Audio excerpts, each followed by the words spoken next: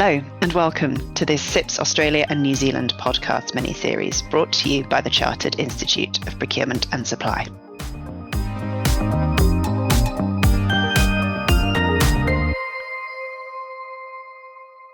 Hello and thank you for joining us on the second episode of this CIPS Futures podcast mini-series brought to you by CIPS ANZ. I'm Charlotte Payne, General Manager of CIPS for Australia, New Zealand and the Pacific Islands. Thanks to both Julia Pickworth and Richard Windayer for joining us on the first episode of the series. We heard all about the new Australian Public Service Procurement and Contract Management professional stream that they are leading as co-heads. We're fully behind their vision to lift awareness of the profession and emphasise its role as a critical frontline tool for delivering public value. We'll continue those themes today with those leading and delivering procurements in their current roles. The discussion will feature the challenges in raising awareness of procurement, explore how we can drive improved capabilities, and how professional qualifications or certifications can help in all of this. So, welcome to today's guests, Jane Wagner and Samir El-Sabagh. Both are procurement professionals from the Australian Government Department of Health, Disability and Aged Care. Jane was also named CIPS Procurement Leader 2023 following her work leading the COVID-19 vaccine task force. It's absolutely fantastic to have you both with us today. I'm wondering, should we kick off with some introductions, perhaps introduce yourselves and a little bit about your current roles. Jane, I'll invite you to go first. Thanks, Charlotte.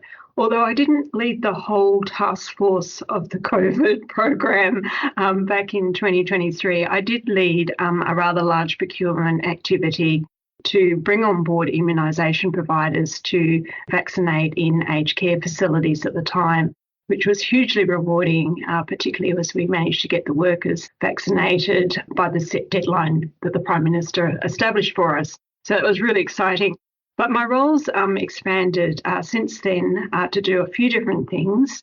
But I'm currently heading up immunisation reform in the National Immunisation Division.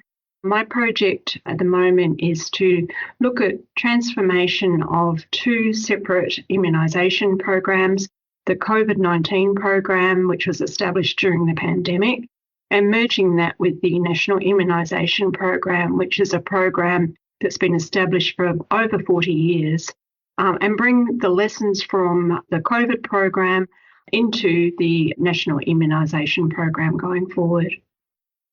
Great, thank you. And Samir, over to you to do the same. Thank you very much, Charlotte and Jane. It's nice meeting you. I have about 30 years of experience in program management, contract management, and procurement management, heavily split between public service or public sector and the not-for-profit. I used to work for Care International in Australia and overseas, and that was about 15 years, and then I shifted to the Department of Health and Aged Care for 15 years. Cool, thank you so much and welcome. Jane, as someone with pretty phenomenal experience in the public sector and having worked across a few government departments now, I'm wondering, can you speak to how the procurement and contract management function has been viewed historically in the Australian public sector? Historically, procurement and contract management has been a role that has been incorporated into many APS roles, typically a project or a program role, and hasn't really been seen as a separate profession. It's been seen as part of an implementation of a project. Across the Commonwealth, we would typically call it the implementation of a new policy proposal or a program, and something that any policy or program official should be able to undertake as part of their role. Specialisation in procurement tends to be officers in central procurement teams rather than in program branches, although that is changing. There's a number of procurement and contract management roles, and I would say that they typically, the greater majority of them, sit at the APS levels, at least in the Commonwealth. Across many entities, there remains a real fear about procurement activities, and I say this particularly from delegates. They're often seeking clarification around whether or not their teams are actually doing the right thing. So I guess there's a bit of a disconnect between the delegate and their role and the teams that are undertaking procurement. I'm reminded of the 2004 Budget Estimates Framework Review, which was around improvement to the financial framework, including a recommendation to uplift finance officials' capabilities to have a line of sight to the executive. That's when we saw chief finance officers become more prevalent in most entities at the SES level, where previously they had been situated at the EL2 level or below. And in many entities, I see procurement following a similar path to those finance officers, but we're kind of 20 years behind. So interesting to be able to see the progress and the maturity of a profession, which hopefully the procurement and contract management profession will follow in those footsteps, and hopefully at an accelerating pace. I guess as a result of that perception that it's not really been seen as a profession in its own right, I wondered if you could talk a little to your experience of the challenges that brings in building long-term capability and why it's so important to have this improved, and what impact might this have on those outcomes? I think the key challenge is the time investment needed to obtain qualifications. I've found in my experience that left to their own devices, officers will not obtain the qualifications independently to support their roles. However, if obtaining the qualification is put into their performance agreements, i.e. equivalent to management support, and the qualification is offered in-house, this tends to be the better way to build the capability. That investment of time pays dividends in terms of having professional procurement officers that the department can draw on for those important strategic procurement activities when they arise. But I think the key thing for me is that investment of time to ensure that officers have the opportunity to study those qualifications so that they can do their jobs better. And I know Samir will be very familiar with just how much time that takes, and I'm really looking forward to having that chat and picking that up in a moment. But I guess first, Jane, how do you think the launch of the Australian Public Service Procurement and Contract Management stream will support building capability? And I guess there's two things. How do you think and how do you hope it will support? It will certainly provide a focus that procurement is considered a profession in the Australian public sector context, and improve training opportunities for all officers, whether it be through the Australian Public Service Commission, the Department of Finance, or through professional bodies such as the Chartered Institute of Procurement and Supply. I'm also hoping that it will highlight the value of having highly qualified procurement professionals, particularly in strategic procurement roles. Similar to how accountants professionalise either through the CPA or CA and continuously undertake CPD throughout their careers, I'm also hoping that this focus will improve the number of procurement officers seeking out opportunities to professionalise through the Chartered Institute of Procurement and Supply and or equivalent organisations over the coming years. There are a number of avenues that an official can professionalise, either through CIPS studies, tertiary education, or through the management entry route. Yeah, and look, I wholeheartedly agree with you. You know, a mark of professionalism is having undertaken, I suppose, the time, effort, energy to really develop your knowledge, your skills, so that you're able to perform in the context of your role in your organisations and achieve outcomes. In the case of the public service, of course, that is public outcomes. And I do hope that the launch of the profession and that professionalisation journey extends far beyond the Australian public service. We've certainly seen interest from within the private sector, not-for-profit sector, and further afield than Australia. So really, really exciting to see the journey in action. If I can add something else there, I think it is a really important development because a lot of the time entities are time pressed or they don't have the right resources or the right capabilities to undertake procurement. So they will often seek those skills and experience from outside the public sector, from consulting firms typically. And what I'm finding is that when the Commonwealth government or even a state government starts building that capability themselves and making or insisting on certain qualifications for certain roles, or even professional recognition for some roles, the private sector follows along as well and ensures that their own staff are equally qualified. And at the moment, I'm finding a lot of consultants will come to the department or to me personally and say, we've got these procurement professionals that can come and help you with your procurement. And then when you look at their CVs, they don't have anything additional to offer than what my own team might have. So it's about building the capability, not just in the APS, but across the whole sector that might be interacting with the APS when we're undertaking procurement. Yeah, absolutely. Really establishing that professional, I suppose, community of procurement and contract management practitioners that can support one another, network across each other, absolutely responsible for the deliverables within their role on behalf of their entity, but actually collaborating across entities within the profession to affect broader outcomes, better public value. Samir, it'd be great to bring you in here. I know you're working towards your CIPS professional qualification, which is fantastic.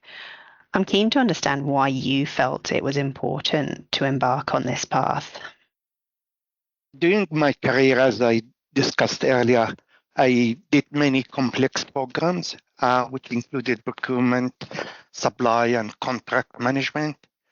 In one role, I was responsible for building schools for enrolling girls who never had an opportunity to join primary education.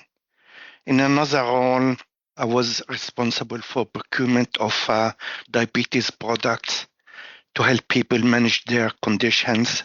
In a third role, I was responsible for supplying the pharmaceutical benefit scheme medicines, which are the core medicines in Australia for all Australians, making sure people with scrapes are getting their medicines.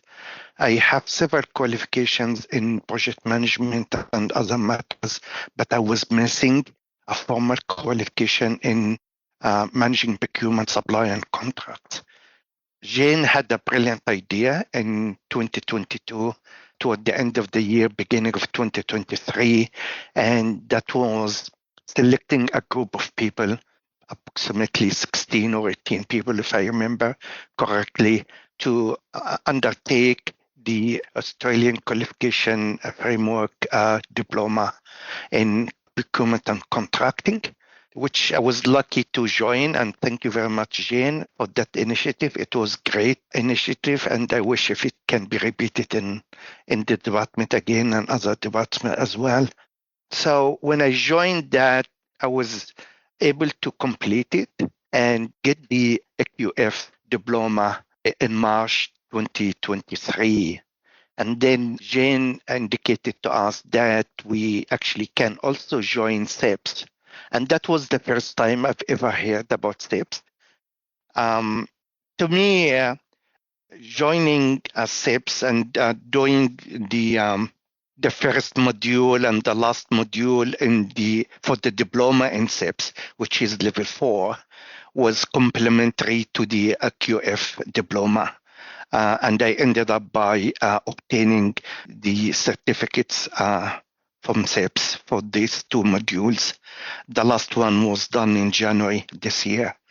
Now I'm entitled to complete my level 4 with CIPS. The reason for getting that was really to broaden my learning, because I strongly believe education and learning open many doors. And certainly it did for me. Since I joined the training program with Jane, it allowed me to get more acting opportunities at the higher level. So far, I spent about almost 2 years and plus in acting roles higher than the level I'm at in the Department of Health and Aged Care. Oh, I loved listening to, the reasons why you took that journey and the complementary nature of the two programs, the Australian government program and the CIPS program, to really hopefully give the best of both worlds. And I fundamentally agree with you, education, studying, learning. It's all about empowering individuals to be the best version of themselves. And it's so phenomenal to see. You're absolutely correct. And doing my work after completing those training opportunities is completely advanced compared to doing the similar work before those attending those training activities.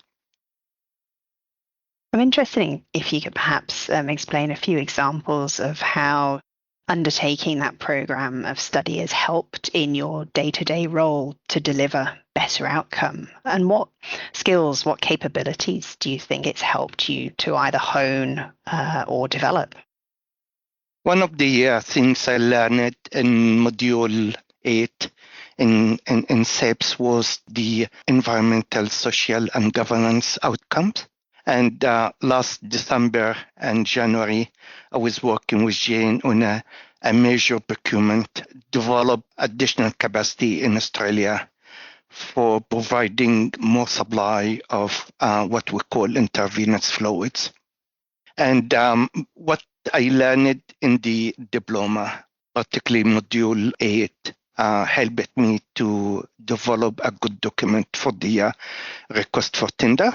I believe I challenged myself and I added components in the statement of requirements that I wouldn't write if I didn't attend the training with CIPS. Another example was the collaboration and communication. Quite often, doing a request for tender, for example, or another mechanism for procurement requires working with colleagues from legal services and also from the procurement advice teams. And I believe the training with CIPS highlighted for me the importance of really collaboration, communication, and in order to produce the end results that are hoped from a request for tender, for example.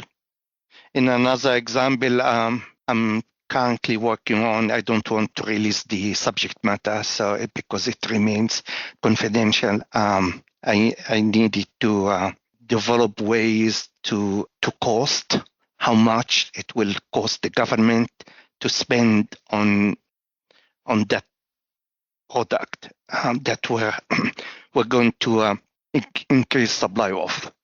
And the costing can be simple and can be complex. Working with what I learned from CIPS helped me really to simplify the costing to the core elements rather than going everywhere and making a complex costing module that cannot be understood by anybody.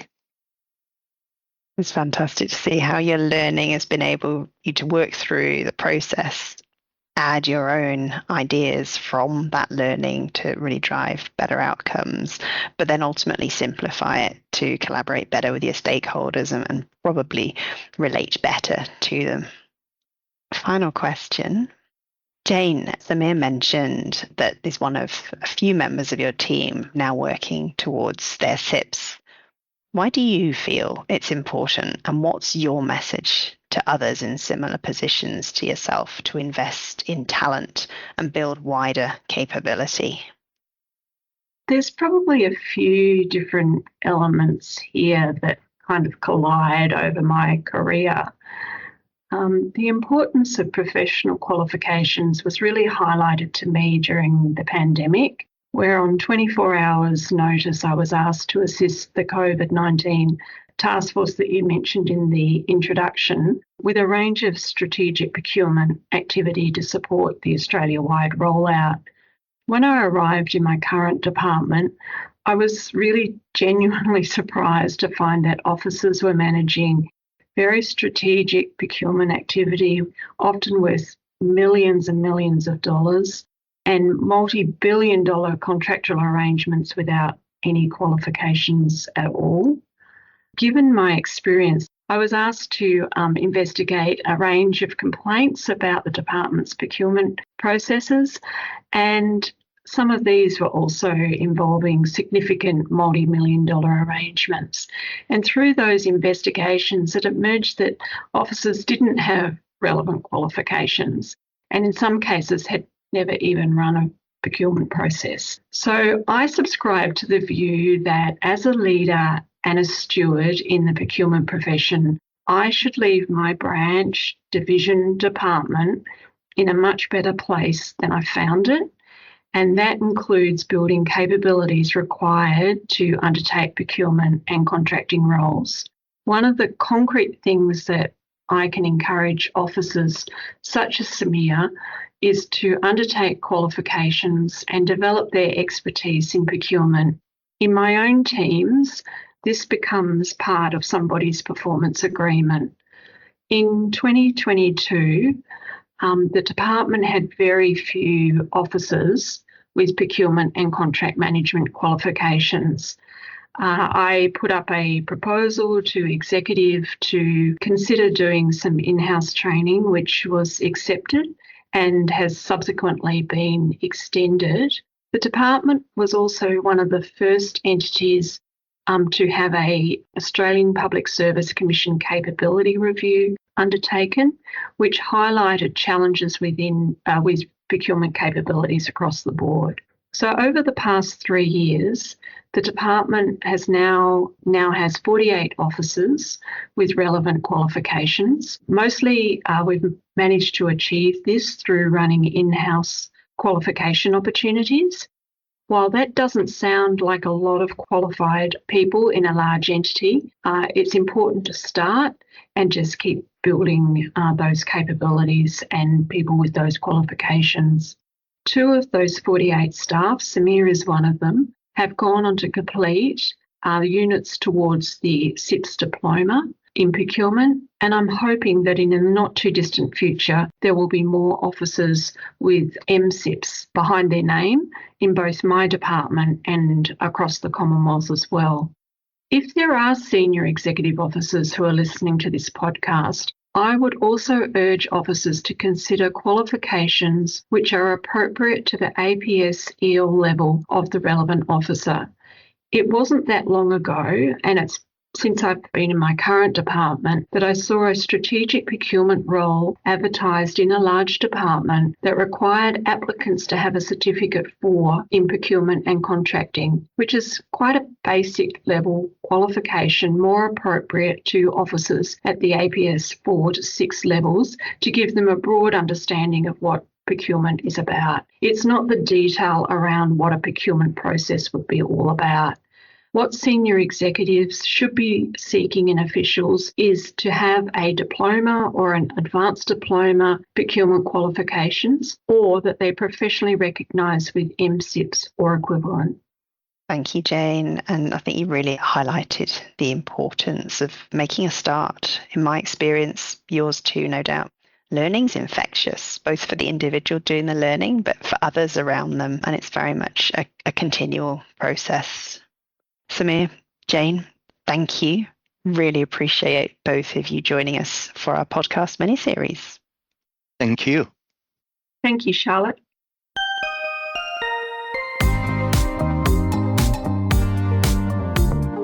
So that's it from the second episode of this mini-series. Fantastic to hear from both Jane and Samir there. At the risk of repeating what we said in the first episode, it's such an exciting time for the profession. And from our perspective at CIPS, we are here to support the development of a highly effective and capable procurement profession. Do make sure you take a listen to the first episode of the series if you haven't had a chance to already. We'll be back with our third and final episode of this mini-series soon, where we'll be hearing from a few inspiring practitioners about why procurement and contract managers can make such a difference to public outcomes. Do get in touch with us at CIPS to find out about how we can support your career journey and find out about our upcoming events calendar. For now, though, that's it from us. This podcast has been brought to you by CIPS, the Chartered Institute of Procurement and Supply.